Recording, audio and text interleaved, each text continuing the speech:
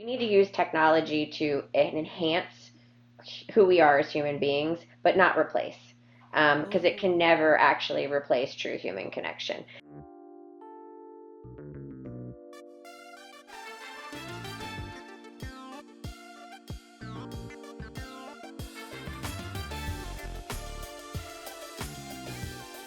You're listening to the Redefining Wealth Podcast with Patrice Washington, and this is where you come every single week to learn what it means to chase purpose, not money. See, around these parts, we don't just subscribe to the original definition of wealth that you may have learned somewhere along your journey that says that wealth is just about money and material possessions.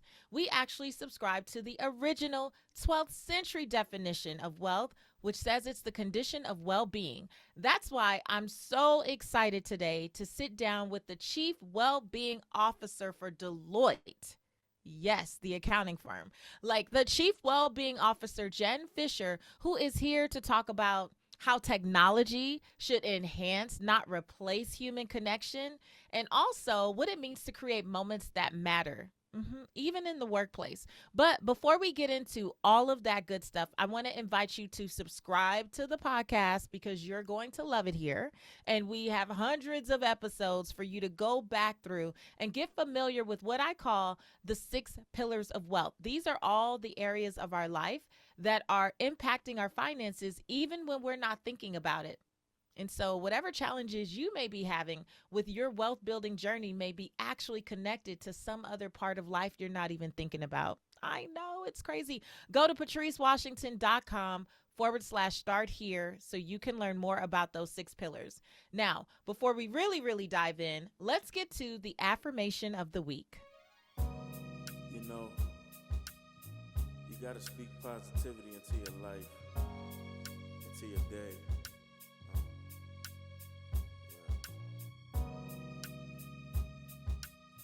You gotta affirm positivity. You gotta affirm abundance. You gotta affirm yourself to wealth. This week's affirmation is I enforce my boundaries with ease. To protect my personal relationships and honor my personal commitments, I put boundaries in place in my professional life.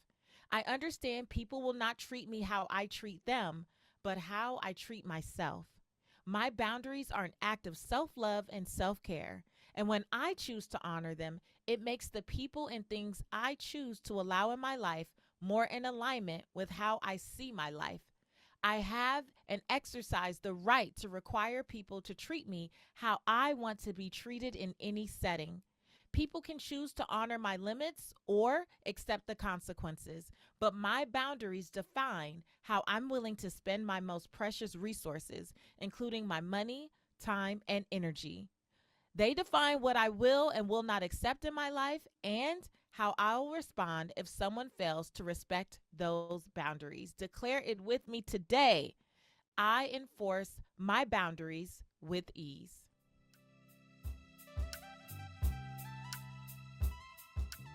Welcome to the Redefining Wealth Podcast, Jen. Thank you. It's so good to be here today with you. Oh my gosh. Okay, you are talking about well-being and your bio is long. How are you doing it all? Well, I have an amazing team. I don't do it all. None of us get to where we are or do anything great in life without being surrounded by amazing people. And I am very fortunate to have a great team. I love that. I totally understand because all I do is get on this mic. Everything else after It's this is handled, right? it gets handled. I'm surprised when I see it on social media or the podcast app. I'm like, oh, there we go. Yeah, Yeah, I had yeah. nothing to do with that. So I really want to start with first of all, I just love what you're up to in the world because it really focuses on the first 2 pillars of wealth that we have here at Redefining Wealth. The first pillar is fit. It's about becoming your best self. But what we talk about is not just physical fitness, but mental well Mhm. being. And then people, we talk about creating relationships that matter. And you are beautifully kind of integrating those two in your work as well. I would love to know from you because I know most people look at you as an author and a writer and doing all the great things that you do and would assume that you were an entrepreneur, solely an entrepreneur out on your own. But you're actually able to do this as chief wellness officer. Is it wellness or well-being officer? It's well-being. Yeah, Chief yeah. well-being officer at Deloitte. How did that position come about? Yeah, it's a great question. It's one that I get often. And I would say, one of the greatest things about the culture at Deloitte is that we do have a very entrepreneurial culture. So it probably makes sense that it feels that way. I've been at the organization for 20 years. I have been in my role as Chief Wellbeing Officer for about 7 years. And how I got into this role is really the colliding, if you will, of my own personal life and what was going on in my life and kind of the needs of the workforce and the needs of the organization at the time. And so, if you rewind about 7.5 years ago, I found myself in a complete state of burnout. So much so that I couldn't get out of bed, really in any meaningful way engage in my life or in my work. And so I was forced to take some time off. And in doing so, I had to build myself back up and, and define what well-being meant to me in my life and really define what role work played in my overall life. And we can kind of discuss what my life looked like prior to that. It Let's wasn't do it. healthy. It wasn't healthy by any means. And I mean, if you think about 7 years ago in the workplace, so, now everybody's talking about workplace burnout, right? It is the topic of the day and it's very real. But, 7 years ago, nobody was talking about it. And so I really didn't know what I was going through. I didn't know what I was experiencing. I looked around and, when you work with really smart people in a high performing organization, everybody just has a way of, showing up and, acting like they have it all together, even when they don't. And so I looked around and I was like, wow, there must be something wrong with me because everybody seems to have it all together. They can play all the roles in their life, be the perfect employee, the perfect spouse, the perfect partner, the perfect sister, whatever, the perfect parent, pick your roles in your life. And so I processed it as failure. And I think the biggest mistake that I made that people ask me, like, what would you do differently? I didn't ask for help because I didn't know what I Mm, was going through. And I just thought that I didn't cut it. I couldn't cut it. I wasn't good enough to be here. I wasn't smart enough to be here. All of those thoughts come back and you come into your head about, imposter syndrome. They're going to finally find me out that I'm not supposed to be here. And, in terms of what my life looked like back then, I was a rising star and I never really got the coaching that I wish I had gotten, and so I would do a really good job and I would get rewarded for that good job by getting more work or getting a promotion. And I would just take it on. I would say yes to everything and I would tell myself, I can rest. I'll be able to finally rest this weekend or I'll be able to rest when this project is over. But that rest never came because I just kept taking on things and taking on things mm, because I thought, oh well, that's how you make it in this world, that's how you make it in life, you say yes to everything. And so I said yes to everything. And did I know that there was something wrong? I did. And did people that cared about me know that there was something wrong? Yes, absolutely. People would point it out, especially my husband.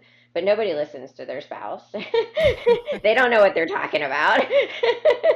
well, because you're in an Yeah. environment that makes you feel like, well, this is just what it takes. Yeah, exactly, exactly. So, and so I was, I mean, people would joke that I was super responsive, that I must sleep with my smartphone, and I would laugh and go along with it, but little did they know I really actually did sleep with my smartphone, like it was right by my pillow and it was on vibrate and it would wake me up if somebody needed something. I don't know what people actually needed at 3 o'clock in the morning, but if they did, I was there. Wow. And, but that's not, first of all, no organization, no person should be okay with an organization expecting that of them. And to be honest with you, it wasn't really Deloitte or my leadership that was expecting that of me. It was my expectations of myself. I was just going to say that because, I hear so many people from corporate America. So I've never technically had a job in corporate America. I've been an entrepreneur for most of my life. But the truth is, I've still created those cycles of burnout Yeah, like anyone else, because there's still that more, bigger, better, you can go right. further. And unless you stop yourself, that is literally the behavior that is rewarded. So It you is. do get more clients, or you Mm-hmm. do get more projects, or you do get the next big thing. And so it just begets this cycle, right? But I hear from people all the time who say that their company has these initiatives around wellness, but it doesn't necessarily line up with the fact that their supervisor really is sending them emails and texts at 11 p.m. at night. Yeah. Yeah. And there's a lot of that, right? We talk the talk, but we don't walk the walk necessarily. And so we are really trying my role and what I do and what I spend my time on. I actually describe my role as much less about the programs and tools and resources that support your well-being and much more focused on culture and how do we change mindset and behavior and cultural norms that have existed within our organization for a long time. And those norms, look, at the time that they were created, whether they're spoken or unspoken, they were they were generally well intentioned. But the way that we work and the expectations of the workforce and what we all need has changed so much. I mean, we kind of, as a society, we have not really changed the way we work, have the way we work for like I don't know, hundreds of years maybe. We're still, we have technology, but we're still working in many of the same ways. But I think that that's changing. I think something that's really perhaps exciting or, a silver lining of the pandemic, if you can even call it that, is that businesses and business leaders now realize that, I mean, like everything's on the table, right? To change the way we work, the future of work, the discussions around, I mean, and the workforce is the great resignation. That's what the workforce is telling us. They're saying, Yeah. I want a different way of working. I want a different, place for work in my life. I care about my life and having a meaningful career as part of my overall thriving life is something that matters to me, but I want to do it on my terms and I want to do it at an organization that respects that and respects me as a full person. So I think it's Yeah. a really exciting time. I think I there's a do lot of work to too. do. I think there's a I lot of do. work to do. I do too. So, Jen, tell me how your experience with burnout actually led you down this path. Like, Yeah, I what guess did you I kind of say? I went down a rabbit hole there, right? No, it's So okay. I want to know, what did you say to actually, go about creating a program for mental health at work? Yeah, yeah. So, I went through my own burnout and, had to take time off. And the process of building myself back up and kind of reprioritizing my own life, I actually became very passionate about wanting to help others do the same. And so I actually went back to my leader, who is now, to this day, is an incredible friend and mentor. And I sat down in front of her and I thanked her for giving me the time and the space to take time to get well and to get healthy. And I was going to resign from the organization. I thanked her and I told her that I wanted to resign because this is what I wanted to do. And there wasn't a role like that at Deloitte. Not that Deloitte didn't have great programs and tools and resources, and I took advantage of them when I took my leave of absence, so I was a beneficiary of those, but that there wasn't a role. And she was like, well, so what if there's not a role? Like go write a business case and tell us why you think there should be a role and see if we can get the organization to create it. So she was the one that kind of had the vision. I was going to resign and kind of go pursue a different career. And she was like, you're not going anywhere because I mean, her actual words were, if you need this, then a lot of other people need it too. And so Mm. she, inspired me to really go back and write a business case and leverage the relationships. And I know that's an important part of your platform, the relationships that Hmm. I'd built over time being at the organization for so many years, and see if I could get, buy-in to what I wanted to do. And all of that obviously went really well. I got the buy-in and, 7 years and counting. And, the world of well-being and workforce well-being just continues to grow and evolve and change. And like I said, I do think it's a really exciting time because I think organizations are open now to listening to their workforce in a way that they never have been before. And so Yeah. the workforce has a really strong voice and a really cool opportunity to shape where we're going with the world of work. Yeah. Obviously there's still some organizations that say we're all going back to the office, but but We'll we'll see. see. I'm not I'm Yeah, not we'll I'm, see I'm a little about that. skeptical about that. Well, I just love that your mentor essentially like encouraged you with Yeah, that, and I think that's a note for all of us, that just because we don't see it, it doesn't mean that it's not exactly. possible, right? Sometimes we have to be the ones to use To our create it. voice and take a Yeah. stand and to create it, because you used your voice and your experience, you literally are changing like an organization. That's Yeah. whoa, like that's mind boggling. And it's literally, I don't want to say it's that simple, because I understand that it doesn't necessarily work out that way 100% of the time. Right. But here, where we have predominantly a women base, I'm always talking about using your voice to enroll other people in the vision. Yeah. And sometimes it's not that people are not open to it, they just haven't even thought about it, it hasn't been presented, clearly or articulately enough for them to say, okay, let's do this. So Deloitte says, okay. And what types of results have you seen? Because you mentioned like the resources and the tools. What types of resources and tools might folks who are in corporate America now, who may have a chief well-being officer in their organization, and they don't even know that these things are available, what should they be looking for? What are they, what are the Yeah. things they can reach? I mean, I think it could span, right? I mean, it can span from all things that are what I would categorize as kind of, traditional benefits that most organizations offer to their people. And that is in the form of, healthcare and 401ks and things like that.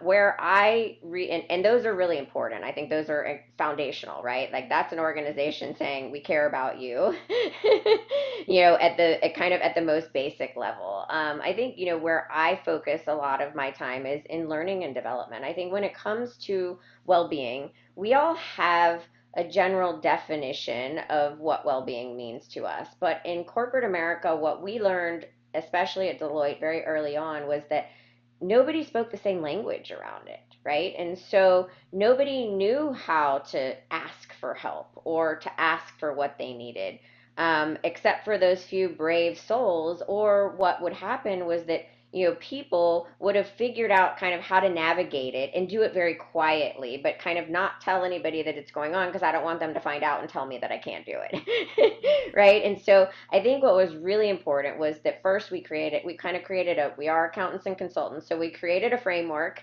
and we created a language which gave people permission to talk about it, to say, oh, I really want to take care of my body. I need help with sleep. I need help with nutrition. I need help with physical fitness or just movement. How do I embed that throughout my day? Or I am, the focus on our mind and our mental health has always been part of our framework from day one, but we really honed in on it about the second or third year into our efforts to really start to remove the stigma in the workplace, to say, hey, we're all human. We're all going to struggle with our mental health at some point in our life. And if it's not us, it's somebody we know, it's someone we work with, it's someone we love. And so this is part of the human condition. And if we're not, if you're employing human beings, you need to care about their mental health. You can't just care about Absolutely. kind of the physical health or the things that are easier to talk about, right? And so we had a really specific focus on mental health at work and training and educating people, offering mental health first aid to all of our people to really make the conversation more comfortable. And what I tell people is that, for some of us, having a conversation about our mental health or someone else's mental health may never be a comfortable conversation. That doesn't mean you shouldn't be having it. We need to all know how to have uncomfortable Yeah. conversations that, especially if it's about getting help for ourselves or getting help for someone else. And so we have a very strong focus on mental health, but then also part of our framework is purpose, right? And helping people discover what their own personal purpose is. I'm sure you know this, right? I mean, there's so Love many it. people that go throughout life and they have never defined this for themselves, or the mindset that, purpose has to be this massive life-changing thing. where I'm going to impact hundreds of thousands of people, and if I don't, then it's not worth doing, right? We've been sold that like purpose like has to be something huge. Well, purpose could just be supporting your family or doing something important in your community, right? And so helping people define, what does that look like? Why do you get out of bed in the morning? It could Yeah. be as simple as that. And how do we thread that through in the work that they do every day? Is there a way to align personal purpose with organizational purpose to bring it through in the work that we do? Because that makes the work more meaningful. So that's kind of a little bit about, like our framework and what we do. But I think the language and the education and providing Mhm. opportunities for people to get educated, to lean into the areas that matter most to them, or where they need the most help, or where they want to focus in terms of their own well-being. And so remember, we've been at it for 7 years, so we have a lot of tools and resources and experience. When you're Yeah. starting, I think the key thing is, if you're just starting out, what's really important and what has been really impactful for us at Deloitte is ask your workforce, what do you want? What is meaningful to you? How would you prioritize it? If we can only do three things, what are the three things that you would do? Because what I see a lot of organizations do is, they roll out well-being programs or roll out a well-being technology platform with all the best intentions, and all of these things are great. There's great platforms out there, there's great learning and development resources, but if you haven't asked your workforce what matters to them and what they need, you might roll something out and it's not what your workforce needs. And then you're sitting back going, well, we tried it and it didn't work. And Right. we're like, and when I have those conversations with clients or with other organizations, I'm like, well, did you ask your people what they needed, or did you just pick some things and roll it out and kind of throw spaghetti against the wall and see if it sticks? Right. And so I think Mm. engaging your workforce in the conversation around well-being is critically important, because people want to have a voice. They want to Yeah. be heard. Even if you don't do what they say, the fact that you asked actually increases engagement and loyalty to the Absolutely. organization.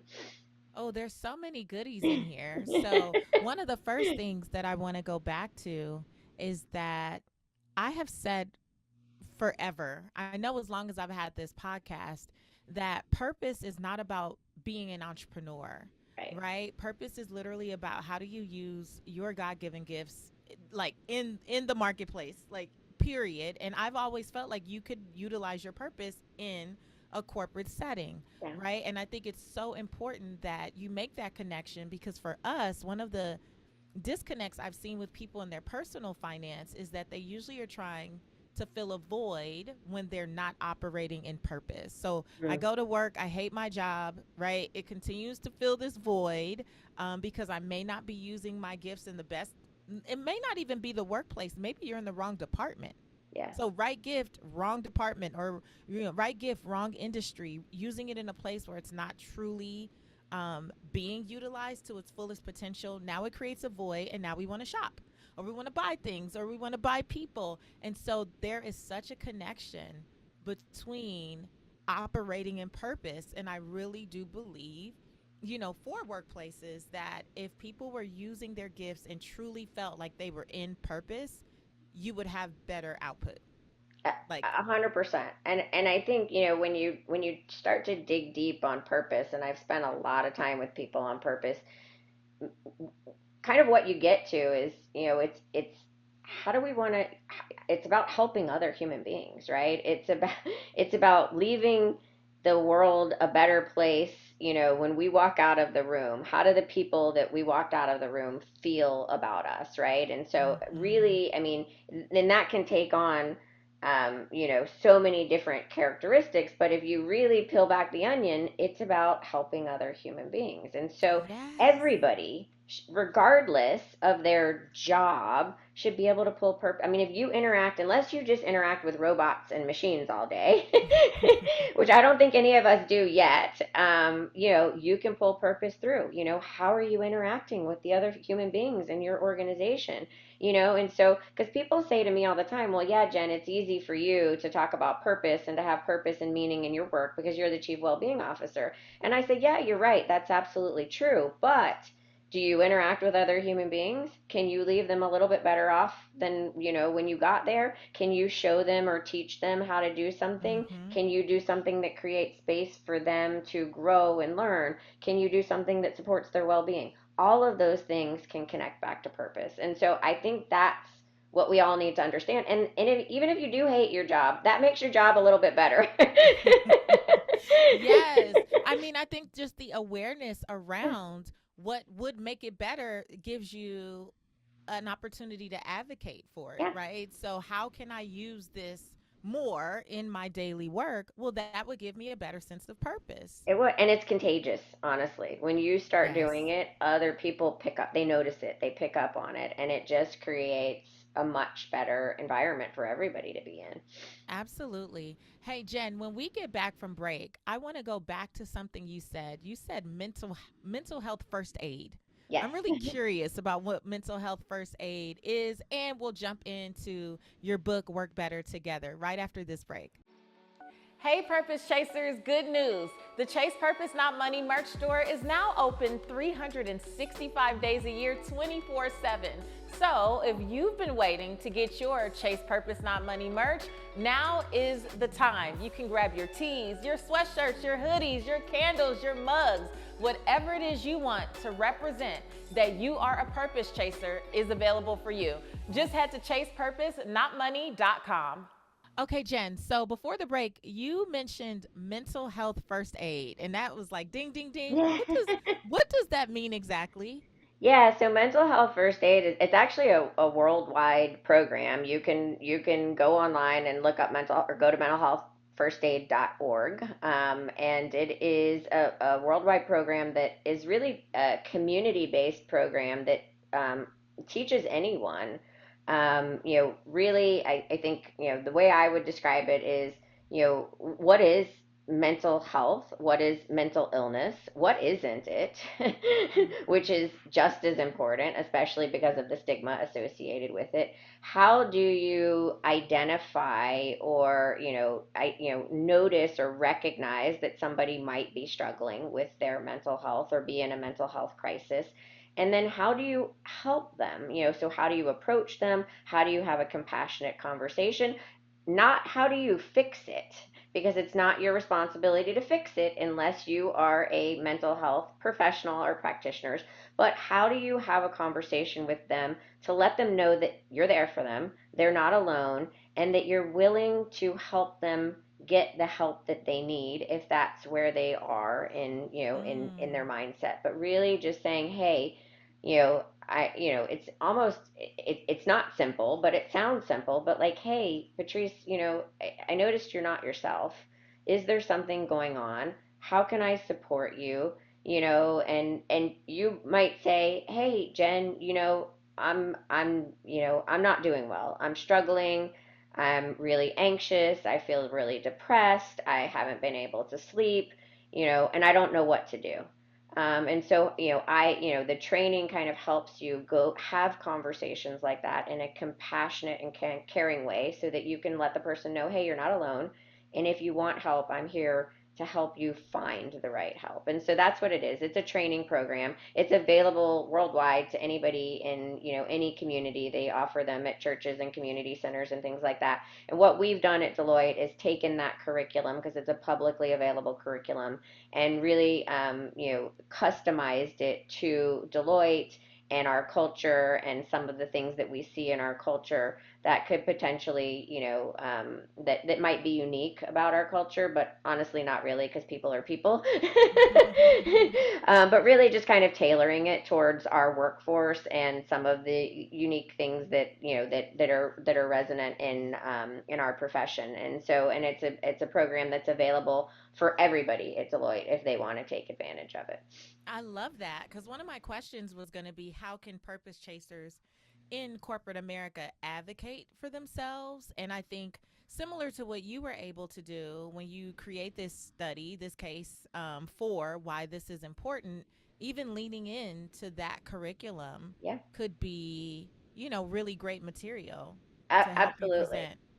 Yeah, absolutely. And there's, I mean, in addition to that, I mean, there's so much out there there's so much research out there now. When I started my business case, there wasn't very much, but there's so much research out there now about, the value of well-being, within an organization and organizations that focus on it, and kind of the difference in the workforce and the difference in, productivity and healthcare costs. I mean, there's hard dollars and hard metrics associated with these things now. Whereas when I was putting together my business case, we kind of had to create some of those just based on the data that existed. But the truth is, if you're an organization that cares about your people, and I don't really know any organization that says publicly that they don't care about their people. No one Right? will So say it, Jen. I know, but that's what this is where it's not about talking the talk. You gotta walk the talk too, Yeah, right? So if yeah. you really truly care about your organization, this is the right thing to do for your people, and it will come back to you in spades. I mean, it really does impact the bottom line. So, Jen, I'm wondering then, because for years, people I'm sure have said, oh, we care about our workforce. At what point do you feel like it became apparent that this just couldn't be a line item under human resources? Like this needed to be its own thing. Yeah, I mean, for us at Deloitte, if you kind of rewind 7 years ago, and it's not, well, it's a lot different than today in that we weren't going through a global pandemic, but it was a very disrupted time.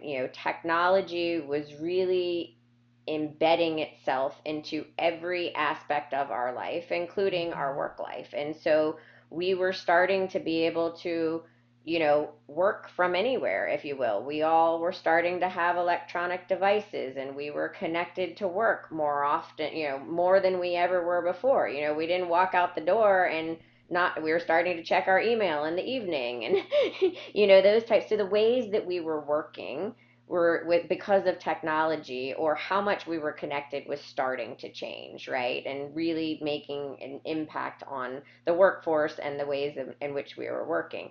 But that too there's benefits, and then there's the negative side of it, right? Being able to work from anywhere is great, but being able to work from the beach while you're on vacation with your family isn't so great. Not so much. Not so much. Like that actually leads me to Work Better Together. So in the opening for your book Work Better Together, there's the fictitious character Ellen. And it kind of goes through how Ellen is leading 200 people and she's constantly being, recognized for her great work and her team is doing well and all of that stuff. And she is very, very connected technology wise and then disconnected people wise. Do you know who And Ellen was? was that you? Well, I think there's a little bit of all of us in I Ellen. think so. I think there's a little Ellen in all of us Yeah. because the technology that we, use is supposed to simplify life, right? And what it really has done for many of us is just like complicated a bit because we're always connected, like you said, that smartphone at your pillow waiting for it to vibrate, and be on at a moment's notice. Yeah. It's not healthy. Well, and I also think, and we write about this in the book. For there's we're not technology haters, and technology isn't going away. But I also think one of the detriments, especially to the relationships in our life, whether that is our personal relationships, our work relationships, or some combination of both, you know, the technology has desensitized us to being human. Mm. Say it um, again. Desensitized us to being human. yeah, and so we react and respond to digital communications in ways that we probably never would if somebody was actually standing or sitting in front of us. But we don't think about that because what we're communicating with is actually a digital device, and we don't process or necessarily stop to think about, okay, well, who's on the other end and how are they going to receive this or perceive this? Because we've all gotten or sent messages that we meant one way and the person on the other end took it the other way, or vice Yeah. versa, you know? And so everybody receives messages kind of in the emotional state that they're in. And if you're sitting in front of somebody, you can actually, if you looking them in the eye, you have a much better view as to what their emotional state is. And when you have real eye contact and real body language and those things that you can't do digitally, it's even hard over Zoom, you know, or any of these digital platforms, right? There's been a lot of research coming out, you know, over the past 2 years that we just can't, we can't, you know, we need to use technology to enhance who we are as human beings, but not replace. Because it can Ooh. never actually replace true human connection.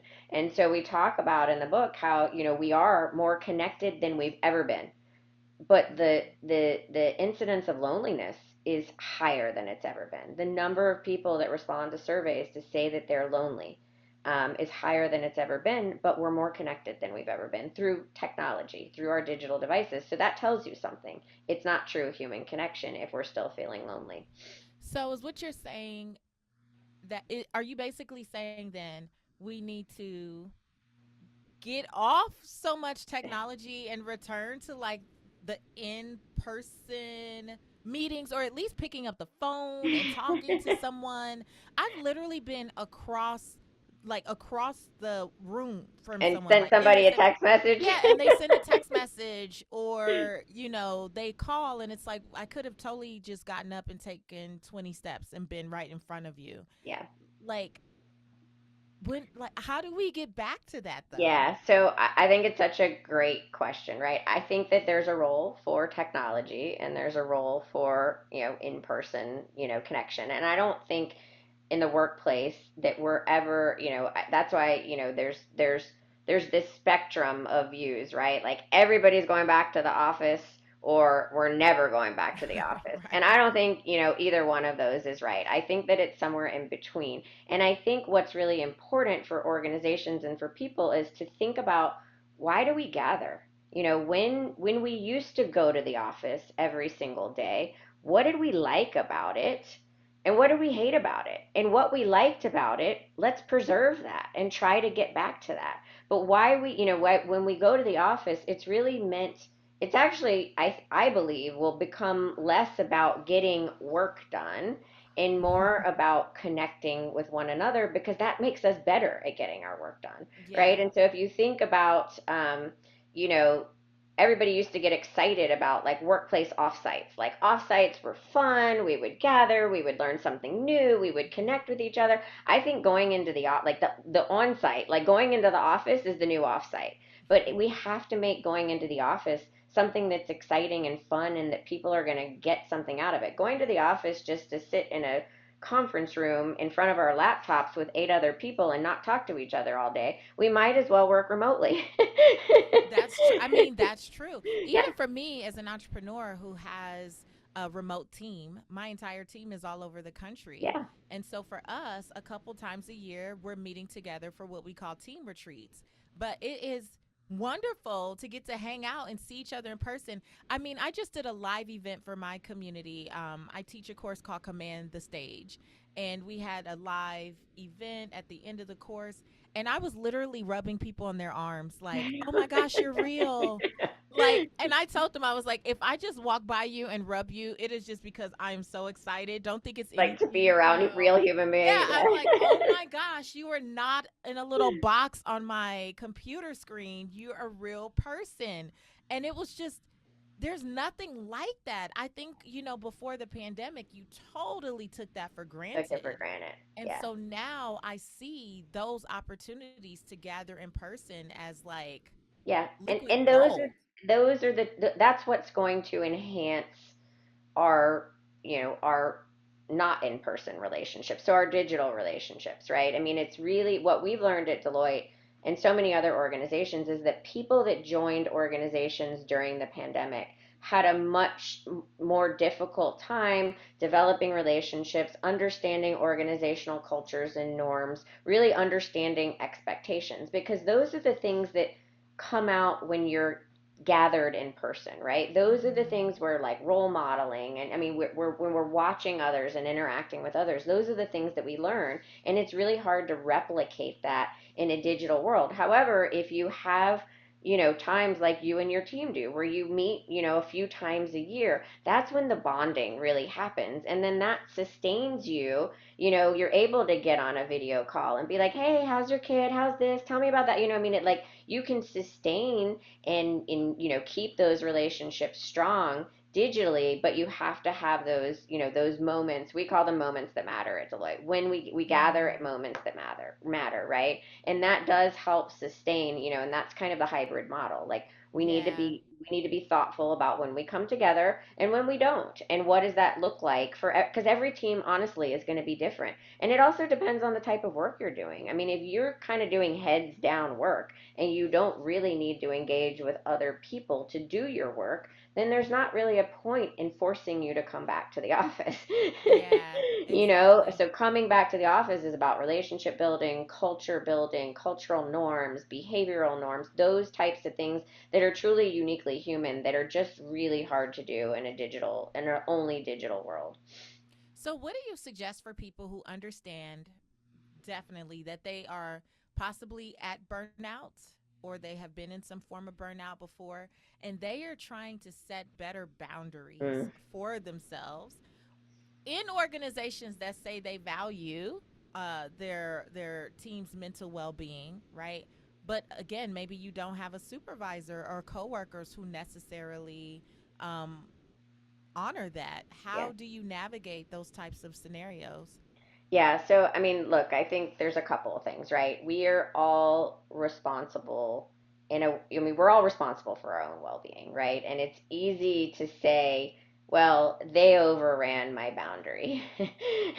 And I'm not saying that they didn't, right? But did you communicate that it was a boundary? Did you communicate that it was a need? And we have to get comfortable and confident in standing up for our own needs, and that's hard, especially if you work on a team or in an organization that you don't feel like values it, right? And so Mm-hmm. I think one of the things that you can do, and what we do at Deloitte is, we call them team behaviors and norms. And so if you have a leader that you believe, doesn't, that overruns your boundaries or doesn't value well-being or whatever it is, first of all, I would say perhaps give the leader a break, because leaders are people too. And they might be struggling and they might not know what to do about it. So cut them a little bit of a break. But what I would say is, instead of going to the leader with a problem, get together with some of your colleagues and say, hey, are you struggling with this? What are some solutions? How can we come up with some like expressed behaviors and norms on our teams in terms of the way that we want to work? And then go to your leader and say, with two or three other people, hey, we talked about this and we have some ideas. Here are some things that we want to try on our team to see if it helps all of us. And include the leader in that. We want it to help you too, because chances are, if you're struggling, the leader's probably struggling as well, and they just don't have the time or the capacity or the know-how. I mean, some people just aren't wired this way. And so I think coming up, and so some easy ones, right? What are our standard working hours? When do we all generally expect to kind of be online, if you're working in a digital, a virtual environment where we can, collaborate, communicate, and what happens outside of standard working hours, right? So how are we going to communicate if there is a true emergency? And I think we need to define emergency and priority. Oh, that is so good because as my girlfriend Tanya Dalton says, you can't have 15 priorities. No, priority means one. It's a Yeah. priority. So, defining what that really means. And then so outside of those standard working hours, when there's a true emergency, how do we get in touch with each other? And don't leave it up to email, because then everybody feels like they constantly have to be checking emails, because human beings are wired to think there's an emergency at all times. That's how we're wired, because we're wired for survival. And that part of our brain is incredibly powerful. Even today, even though Mm, we're not being chased by lions and bears, we think we are. yeah. And so just being clear about those expectations. How do we want to handle lunch? Do we all want to step away from our laptop from lunch? How do we want to handle learning and development? Do we all want to block an hour on Friday or 2 hours on Friday to collectively do learning and development or individually do learning and development. There's so many behaviors and norms that you can come up with as a team. They're kind of endless, and it really just depends on what your team's needs are and how they work, and what the type of work that you're doing. But having those conversations, I mean, that's what Work Better Together really talks about, is like we need to start communicating with each other as human beings. It's really Yeah. as basic as that, but we've lost that. And especially in the workplace, we've lost that. And so it's kind of like getting back to basics. And so discuss it. I mean, we talk about in the book, yes, organizational culture is really important, but the most impactful culture are the microcultures on the teams that we work on. Those are the cultures that actually have the biggest impact on our day-to-day well-being, because those are the people that we interact most with. And if somebody's Mm. a jerk or somebody has no respect for your boundaries, that's going to impact you, even if the organization is saying, yes, take time off, yes, disconnect, yes, do all of these things. If that's not working for you on your team, then have conversations with your colleagues, because if it's not working for you, it's probably not working for them either. I love that. I mean, it really comes down to just knowing what you want, right? And again, using your voice to communicate that as much as possible. And I think to your point, nothing gets solved when we just complain. When we Hmm. whine, cry, complain about it, nothing actually gets solved. If we go with here are very specific things, which reminds me of this really funny social media. I think it was on Instagram or Facebook, and it was talking about Gen Zers. And a young man was going, "Hey, well, I'm so excited to be on the team." And he goes, "My break is from 12 to 1. I will not answer you." He's like, "I am unavailable when my auto message comes on in the evening." And they were talking about how younger people are just naturally, it seems, more inclined. They are more versed because we're talking about it now, about purpose and well-being, so they're very clear. But I'm finding, for especially in my audience, the 30s and 40s, Oh yeah. 50s, it's We like weren't raised that we way. weren't we were raised we that were way. So raised to you just accept yeah, and it. you're raised to like do whatever it Yeah, takes, yeah, to yeah. get the job done.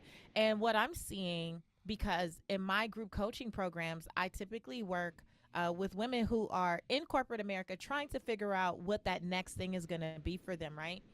And I see many people who are a part of the great resignation recreating the same cycles of burnout that they Mhm. say they're leaving. And Yeah. I can tell you that even on my team, I find myself telling my girls all the time, like, why are you up? Mhm. Why are you sending me this? Why are you still texting? Like, go to sleep, or like go be with your family. I'm telling them to Yeah. stop working on my stuff, Yeah. right? And they've gotten really smart. All they do is schedule things to go out in Delayed the morning. delivery. Yeah, it's like they're still up at 11 doing stuff. And I'm like, wow, you were 8 just sending out emails. And even, my right hand girl, Tony, she's like, nope, I did that at 11:30 last night. I'm like, Tony, didn't I tell you to stop working that late? But when you come from those environments where that is what worked, It's that's hard to how break it those went, cycles. it Yeah. is so Yeah. hard to break the cycle. And one of the things that I'm really passionate about is just reminding people that that well-being piece doesn't get activated just because you left some environment. Like, it's something that you have to start to practice and put into place wherever you are now. Just because you become an entrepreneur doesn't mean all of a sudden, if anything, is going to be worse. Because when you become an entrepreneur, you're wearing 15 different hats, Right. and now you're already used to burning the candle at both ends, and that's not healthy either. Yeah, I would say the thing that I tell people about well-being is, it's a daily pursuit, and it's daily choices that you make. We have been, convinced by the marketing gurus of the world, and I love marketing gurus. I used to be one of them. That well-being is, self-care Sunday or wine Wednesday, or, something that we do when we are overwhelmed or burnt out, or we've Hmm. had a long week or a long day. And it's not that. It's actually really difficult choices to say, hey, no, I'm not going to do that, because I know if I do that tomorrow, I'm going to show up and not be at my best, or I'm not going to be proud of who I show up as. Or no, I'm not going to do that because it doesn't align with my goals and my purpose, and it doesn't get me closer to where I want to be and who I want to be. And those are hard choices. And so you have to get clear, and feel really comfortable with that. So you can say no, because saying no is really hard. It is, Because none of us really necessary. want to let anybody down. And so, especially, in our workplaces and high performing cultures with high performing women, saying no is really hard. But I always tell people when it comes to saying no, it's not just about like saying no. You can say, no, but here's another option, or here's another, can I connect you with this person? Maybe they can do it, or, you can still be helpful, or you know what? You can just say no. There's Because no is that. a complete sentence. There's that as well. Jen, before I let you go, I want to ask you what we call redefining wealth rapid wisdom questions. So you're going Uh to tell us the first thing that comes to mind. Okay, the first one is, how do you define success? How do I find success? Um, Eat, move, sleep, find joy every day. Love it. Okay, how do you define wealth in 3 words or less? How do I define wealth? Relationships, strong relationships. That includes with myself and others. That wasn't 3 words, but That wasn't three I words. totally broke the rules. You got to I'm do it not the first again. one, right? Oh, I just make people do it again. Okay, so how do you narrow that down? How do I know? Oh, so 3 words: Hmm. relationships, myself, and others. Okay, it's 4 words. Relationships, myself, others. Okay, yeah, we'll take out the and. That's fine. That's fine. Come What's one on. book? I'll take it easy on you. What's one book that has redefined how you see wealth? How I see wealth. Um, Probably one of Brene Brown's books. Anything Brene Brown. Anything from Brene Brown, yeah. I love her. Okay, you're going to fill in the blank. My name is, and for me, the truth about wealth is. My name is Jen, and for me, the truth about wealth is it's all around us. We just need to know how to capture Yes. it. Yes, I love it. Jen, thank you so much for joining us today on the Redefining Wealth podcast. I know the book is Work Better Together. How can the audience connect with you out there Yeah. online? So the book is available Amazon or your favorite book reseller should be able to get it for you. You can follow me on Instagram at JenFish23. I'm also on LinkedIn and Twitter. And like you said at your opening, I'm the host of the WorkWell podcast. So WorkWell, all one word, on any podcatcher. Love it. Purpose Chasers, I hope that you have found value in this conversation. I know that many of you are chasing purpose within corporate America, within someone else's organization. And I really wanted you to lean into this conversation because maybe you're settling for something that you actually have the power to change. If you speak up and use your voice about how you can be more well in that organization, not just for yourself, but also for the rest of your team, for every person there. It could all start with you. So I hope that you are encouraged by Jen's story. Definitely pick up the book and find other tools and resources that you can possibly incorporate, again, to be a blessing to you and a blessing to all around you, because you know that there is no wealth building without well being. All right. So until the next episode, I want you to go live your life's purpose, find fulfillment, and of course, earn more without chasing money. Talk to you later.